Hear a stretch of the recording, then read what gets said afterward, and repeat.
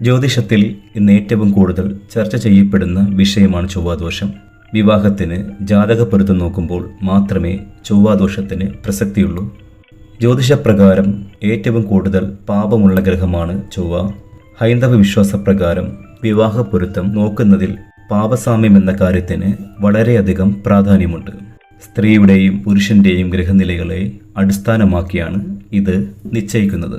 സ്ത്രീ ജാതകത്തിൽ ചൊവ്വാദോഷം വന്നാൽ ഭർത്താവിനും, പുരുഷ ജാതകത്തിൽ ചൊവ്വാദോഷമുണ്ടെങ്കിൽ ഭാര്യയ്ക്കും നല്ലതല്ല. എന്നാൽ എല്ലാ ജാതകത്തിലും ചൊവ്വ അത്രത്തോളം ദോഷകാരിയല്ല എന്ന് പ്രത്യേകം അറിഞ്ഞിരിക്കണം. ചൊവ്വാദോഷം കൊണ്ട് മാത്രം വൈദവ്യമോ വേർപാടോ ഉണ്ടാകണമെന്നില്ല.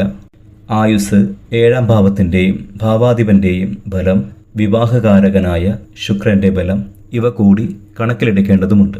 സ്ത്രീ ജാതകത്തിൽ ലഗ്നത്തിൽ നിന്ന് 7-8 ഭാവങ്ങളിൽ നിൽക്കുന്ന ചൊവ്വയെയാണ് വലിയ ദോഷമായി കണക്കാക്കുന്നത്.